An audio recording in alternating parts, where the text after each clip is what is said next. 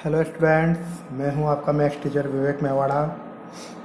जैसा कि आपने प्रीवियस 2 लेक्चर्स में पढ़ा है, equality of a matrix, addition of a matrix and subtraction of a matrix. आज हम पढ़ेंगे मैट्रिक्स की सबसे इम्पोर्टेंट ऑपरेशन, मैट्रिक्स का सबसे इम्पोर्टेंट ऑपरेशन मैट्रिक्स मल्टीप्लिकेशन। इस लेक्चर को अच्छे से सुनिएगा क्योंकि मैट्रिक्स मल्टीप्लिकेशन बहुत ही टिपिकल प्रोसेस है। इसको समझने के लिए मैं कुछ इम्पोर्टेंट बात बताना चाहूँगा कि मैट्रिक्स मल्टीप्लाई करते वक्त किन बातों का ध्यान दिया जाता है। सबसे पहली लाइन जो कि आपको नोट 1 में यहाँ पर दिख रही होगी कि मैट्रिक्स मल्टीप्लाई करते वक्त उनका ऑर्डर कुछ भी हो सकता है। दो मैट्रिक्सों को आपको मल्टीप्लाई करना है तो उनका ऑर्डर कुछ भी हो सकता है, लेकिन उसमें भी एक शर्त होती है। वो शर्त क्या होती है उसके बारे में आपको नोट नंबर 2 पे फोकस करना होगा। अच्छे से सुनिएगा, समझिएगा, फिर आगे बढ़िएगा। मैट्रिक्स मल्टीप्लाई करते वक्त उनका ऑर्डर कुछ भी हो सकता है। क्लियर? जबकि मैंने आपको बोला था मैट्रिक्स को ऐड और सब्ट्रैक्ट करते वक्त उनका ऑर्डर हमेशा इक्वल होना चाहिए। एडिशन और सब्ट्रैक्शन में ऑर्डर हमेशा इक्वल होना चाहिए। मल्टीप्लिकेशन करते वक्त ऑर्डर कुछ भी हो सकता है, लेकिन उसके लिए एक शर्त है जो कि नोट नंबर 2 में लिखी हुई है। जो भी मैट्रिक्स आप लोगे, क्योंकि मैट्रिक्स को मल्टीप्लाई करना है तो दो मैट्रिक्स का होना कंपलसरी बात है। तो जो भी दो मैट्रिक्स आप लोगे उसका फर्स्ट मैट्रिक्स का जो कॉलम होगा, फर्स्ट मैट्रिक्स का कॉलम, और जैसा कि यहाँ पर नोट नंबर 3 में मैं एक्सप्लेन कर रहा हूँ, जैसे मैंने कोई मैट्रिक्स ए सपोज करी जिसका ऑर्डर है 1 क्रॉस 3, 1 क्रॉस 3, तो यहाँ पर इसका कॉलम क्या दिख पा रहा है आपको? 3। ऐसे ही मैंने एक और सेकंड मैट्रिक्स बी सपोज करी जिसका ऑर्डर लिया है यहाँ पर 3/2, तो इसका सेकंड मैट्रिक्स का आपको रो, फर्स्ट मैट्रिक्स का कॉलम और सेकंड मैट्रिक्स का रो अगर इक्वल होगा, फिर से सुनिएगा, फर्स्ट मैट्रिक्स का कॉलम और सेकंड मैट्रिक्स का रो इक्वल होगा तभी मैट्रिक्स मल्टीप्लाई हो सकती है, वरना आप मैट्रिक्स को मल्टीप्लाई नहीं कर सकते। ये बहुत इंपॉर्टेंट लाइन है, इसको गौर से एक बार फिर सुनिएगा। फर्स्ट मैट्रिक्स का कॉलम, सेकंड मैट्रिक्स का रो जब इक्वल होता है तभी दो मैट्रिक्स मल्टीप्लाई हो सकती है, वरना आप मैट्रिक्स को मल्टीप्लाई नहीं कर सकते हो। दूसरी बात क्लियर हो गई है। अब तीसरी बात को फोकस करिएगा। दो मैट्रिक्स को मल्टीप्लाई करके जब आप दो मैट्रिक्स को जब आप मल्टीप्लाई करोगे तो उसका जो बचा हुआ नंबर होगा, जैसा कि यहाँ पर आपको दिख रहा है 1 और यहाँ पर दिख रहा है 2, एक तो 1 बचा और एक ये 2 बचा, तो आपका जो आंसर होगा वो ये नंबर उसका ऑर्डर होगा। तो आपका जो आंसर होगा उसका ऑर्डर 1/2 की मैट्रिक्स का ऑर्डर होगा। इसको समझने के लिए मैं आपको एक एग्जांपल के थ्रू समझाना चाहूँगा कि मैट्रिक्स मल्टीप्लाई कैसे होता है, और जो मैंने आपको नोट 2 और नोट 3 को एक्सप्लेन करा है इसको एक एग्जांपल के थ्रू अच्छे से समझना, और मल्टीप्लाई करने से पहले जो मैंने बात नोट 2 बोली इसको अच्छे से हर क्वेश्चन पे अप्लाई करके देखना। मैं कुछ ऑर्डर ले रहा हूँ यहाँ पर आपको एक्सप्लेन करने के लिए। जैसे कि मैंने एक ऑर्डर लिया 3 क्रॉस 1, एक मैट्रिक्स ए जिसका ऑर्डर 3 क्रॉस 1 है और दूसरी मैट्रिक्स जिसका ऑर्डर 1 क्रॉस 3 है। तो देखिए, ये रफ वर्क पे फोकस करिएगा, और आप जब कभी भी मैट्रिक्स मल्टीप्लाई करो तो इसको ज़रूर आप साइड में लिखिएगा कि फर्स्ट मैट्रिक्स का ऑर्डर क्या है 3 क्रॉस 1, सेकंड मैट्रिक्स का ऑर्डर क्या है 1 क्रॉस 3। जैसा कि मैंने पिछले पेज पे आपको एक्सप्लेन करा है, फर्स्ट मैट्रिक्स का कॉलम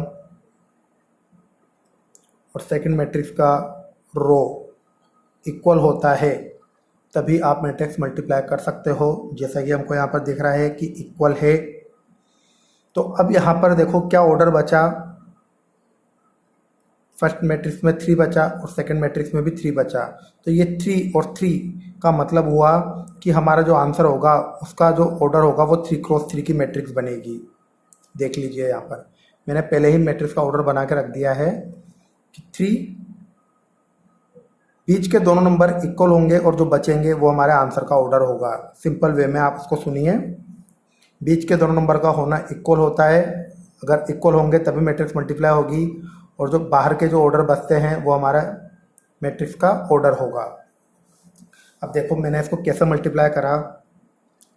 ये है 3x1, 3 रो दिख रहे हैं, रो 1, रो 2, रो 3 और एक कॉलम है, तो 3x1 ये मैट्रिक्स ए हो गई।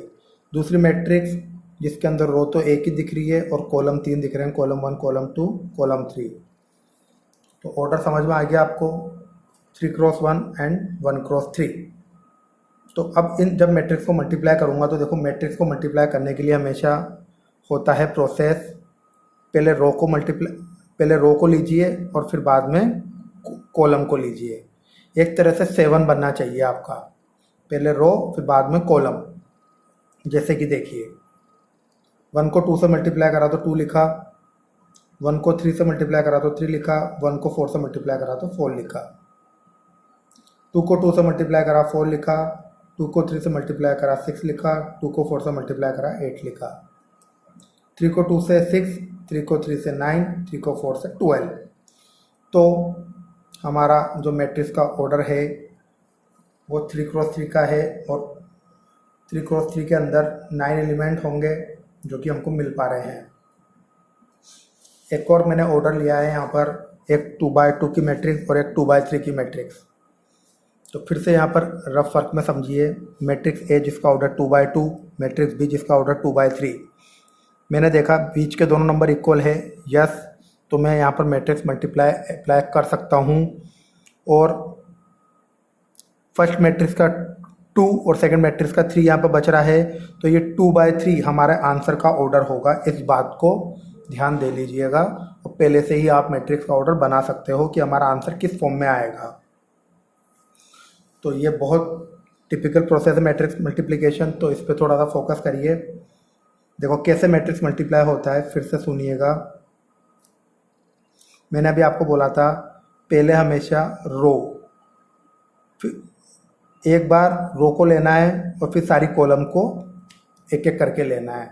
इस रो के साथ पहले फर्स्ट कॉलम, इस रो के साथ फिर सेकंड कॉलम, फिर इस रो के साथ फिर थर्ड कॉलम। तो देखिए यहाँ पर 1 को 1 से मल्टीप्लाई करा, -2 को 2 से मल्टीप्लाई करा, तो इस रो के साथ इस कॉलम को फिनिश कर दिया। फिर देखिए इस रो से सेकंड कॉलम को फिनिश करूँगा। मैंने यहाँ समझा रखा है, एक रो लेनी है और तीनों कॉलम को प्रोसेस में स्टार्ट करना है। 1 को 2 से मल्टीप्लाई करा, ये लिखा 1 × 2, -2 को 3 से मल्टीप्लाई करा, -2 × 3। तो इस रो से इस कॉलम को भी फिनिश कर दिया। अब इस रो से थर्ड कॉलम को फिनिश करना है, तो 1 को 3 से मल्टीप्लाई करा, ये रहा, -2 को 1 से मल्टीप्लाई करा, ये रहा। तो पहले रो नंबर 1 से कॉलम नंबर 1 जो कि ये रहा, रो नंबर 1 से कॉलम नंबर 2 जो कि ये रही, रो नंबर 1 से कॉलम नंबर 3 जो कि ये रही। अब यही प्रोसेस रो नंबर 2 से तीनों कॉलम के लिए अप्लाई होगा। ये रो नंबर 1 से कॉलम 1, कॉलम 2, कॉलम 3। अब वापस से रो नंबर 2 से कॉलम 1, कॉलम 2, कॉलम 3। तो रो नंबर 2 से कॉलम नंबर 1 को मल्टीप्लाई करूँगा, 2 को 1 से मल्टीप्लाई करा, 3 को 2 से मल्टीप्लाई करा, ये रो 1 को कॉलम 2 से मल्टीप्लाई कर दिया। 2 को 2 से मल्टीप्लाई करा, 3 को 3 से मल्टीप्लाई करा, 2 को 3 से मल्टीप्लाई करा, 3 को 1 से मल्टीप्लाई करा। तो जब इन 9 को सोल्व करके मैं लिखूँगा 1 और यहाँ बचा -4, यहाँ आया 2 और यहाँ आया -6, यहाँ आया 3, यहाँ आया -2, यहाँ आया 2, यहाँ आया 6, यहाँ आया 4, यहाँ आया 9, यहाँ आया 6, यहाँ आया 3। तो 1 में से 4 -3, 2 में से 6 -4, 3 में से 2 1, 2 6 8, 4 9 13, 6 3 9। तो देख लीजिए जो हमारा आंसर आया हो उसमें हमको 2 तो रो दिख रही है और 3 कॉलम दिख रही है। तो हमने आंसर फाइंड करने से पहले ही हमारे ऑर्डर पता लगा लिए थे कि हमारे आंसर का ऑर्डर क्या हो। आपके जो सबसे ज़्यादा काम आएगा वो ऑर्डर 2/2 और ऑर्डर 3/3 का काम आएगा। सबसे ज़्यादा यूज़फुल 2/2 एंड 3/3 का ऑर्डर बहुत काम आता है। देखो मैट्रिक्स ए 2/2 का ऑर्डर है, मैट्रिक्स बी भी 2/2 का ऑर्डर है, दोनों के बीच के नंबर इक्वल है। तो बीच के नंबर इक्वल है तो मैट्रिक्स मल्टीप्लाई कर सकते हैं। बाकी बचे नंबर हमारे आंसर का ऑर्डर होगा, तो मैंने यहाँ पर बाकी बचे हुए नंबर का ऑर्डर बाहर पहले से ही लिख दिया। फिर से मैट्रिक्स मल्टीप्लाई करते वक्त मैं फिर बोलूँगा आपको रो नंबर 1 से एक बार कॉलम नंबर 1 फिर एक बार कॉलम नंबर 2 को मल्टीप्लाई करना है। तो रो नंबर 1 से पहले कॉलम नंबर 1 को मल्टीप्लाई करेंगे। 5 को 2 से मल्टीप्लाई करा, -1 को 3 से मल्टीप्लाई करा। रो 1 से कॉलम 1 मल्टीप्लाई हो गया, अब रो 1 से कॉलम 2 मल्टीप्लाई होगा। 5 को 1 से मल्टीप्लाई करा 1, -1 को 4 से करा 4, 6 को 2 से करा, 7 को 3 से करा। ये रो नंबर 2 को कॉलम नंबर 1 से है, रो नंबर 2 को कॉलम नंबर, अब रो नंबर 2 को कॉलम नंबर 2 से मल्टीप्लाई करेंगे। 6 को 1 से करा 6, 7 को 4 से करा 4। तो 10 में से 3 को सब्ट्रैक्ट करा 7 आया, 5 में से 4 को सब्ट्रैक्ट करा 1 आया। 12 + 21 33 होता है, 6 + 28 34 होता है। ऐसे ही ऑर्डर 3/3 बहुत इम्पोर्टेंट है बेटा मैट्रिक्स मल्टीप्लाई।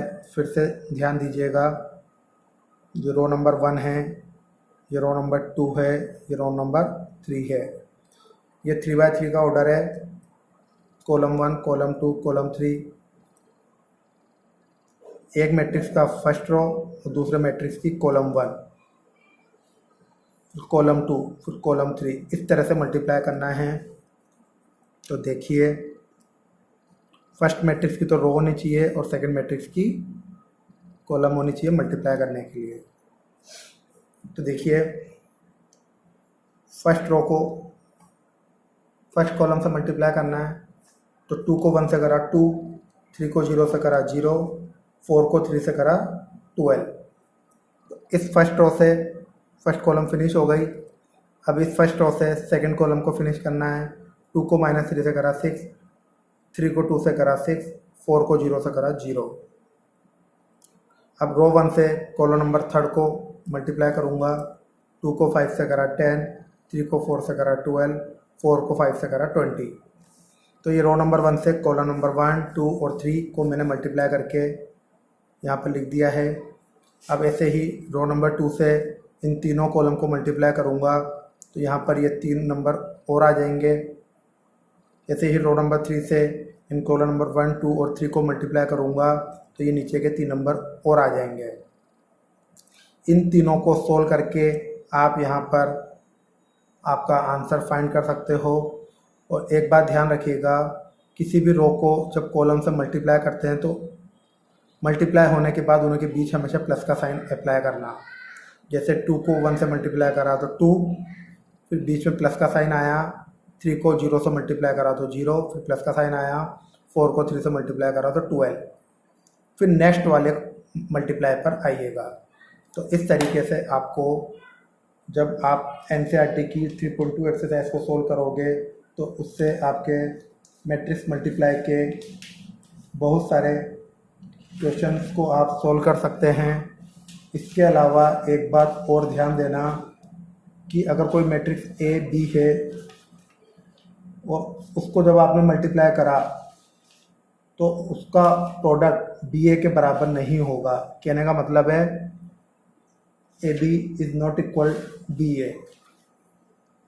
और इसका आपको बुक के अंदर NCERT की बुक के अंदर ये बात समझ में आएगी। 3.2 को जब आप खोलोगे, देखो 3.2 के अंदर क्वेश्चन नंबर 1 सिंपल एडिशन वाला है। क्वेश्चन नंबर 2 ये भी एडिशन वाला है।